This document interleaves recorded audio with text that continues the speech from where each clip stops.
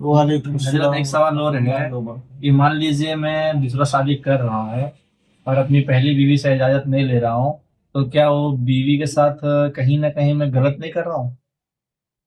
کہیں نہ کہیں غلط کرنے کا مطلب یہ ہے کہ اگر آپ اپنی بیوی کے ساتھ جو اس کے حقوق ہیں وہ آپ ادا نہیں کرتے ہیں تب آپ غلط کر رہے ہیں.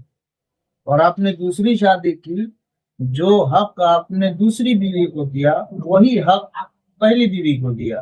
یعنی جو کپڑا آپ نے دوسری بیوی کو دیا وہی کپڑا آپ نے پہلی بیوی کو دیا. جو اس کو کھانا کھلایا وہ اس کو کھانا کھلایا. اگر دونوں میں برابری کرتے ہیں تب پھر اس کے حقوق مارے نہیں جائیں گے.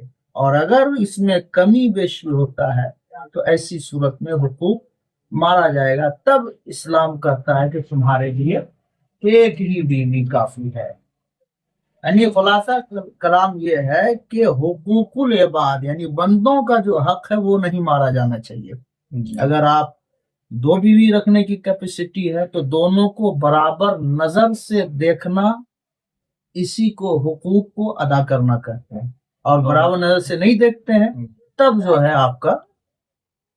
اور حضرت اگر اسلام میں مرد کو 4 شادی کرنے کی اجازت ہے تو کیا عورت کو 2 یا 3 شادی کرنے کی اجازت نہیں ہے؟ عورت کو 2 اور 3 شادی کرنے کی اجازت ہوتی نا، لیکن اگر 2-3 شادی اگر عورت کر لے، مان لیجیے ایک ہی عورت ہے اس کا 4 شوہر ہے جی جی تو پھر بچہ کس کا مانا جائے گا؟ جنگ تو رکھا ہوا ہے. اب اس کی صورت یہ ہے کہ میں نے پڑھا تھا یا میں سنا ہوں کہ حضرت امام اعظم ابو حنیفہ کے پاس جو یہی سوال آیا کہ حضور اگر مرد 4 شادی کر سکتا ہے تو عورت کیوں نہیں کر سکتی ہے؟ جی جی تو یہ سوال تو بڑی الجھن والی تھی، سمجھنا بہت مشکل تھا. جی تو امام اعظم ابو حنیفہ جو ہے پھر یہ مسئلہ ان کی بیٹی کے پاس پڑا، بڑی پریشان تھے. تو کہا کس وجہ سے کا ایسا ایسا سوال آیا ہے. تب پھر ان عورتوں کو بلایا گیا جس نے یہ سوال کیا تھا، اور امام اعظم ابو حنیفہ کی بیٹی نے گلاس دیا.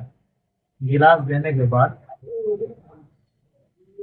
اور کہا کہ جتنی 4 عورتیں ہیں نا، 4 عورتیں ہیں اور کام کرے سب اپنے اپنا جو دودھ ہے اس کو نکال کر کے اس گلاس میں بھر دیا. 4 عورت دودھ کو گلاس میں بھر کے لائے. لانے کے بعد جب لایا تو کہا کہ اب ایک کام کرو، سب اپنے اپنے دودھ کو نکال لو. تو عورتیں کہے کہ یہ کیسے ہو سکتا ہے، جب دودھ مل گیا تو دودھ کو نکالنا مشکل ہوتا ہے. بس یہی تو کہنا چاہ رہے ہیں کہ اگر ایک عورت 4 مرد سے شادی کر لے اور چاروں اگر اپنی بیوی کے ساتھ ملاقات کرے اور پھر جب وقت آئے کہ بچہ کس کا ہے تو پھر نام کس کا دیا جائے گا. یہی وجہ ہے کہ عورت کے لیے 4 شادی جائز نہیں ہے، عورت کے لیے ایک ہی شادی ہے. مرد کے لیے 4 ہے اس لیے کہ چاروں کا جگہ الگ الگ ہے. بات سمجھ میں آئی؟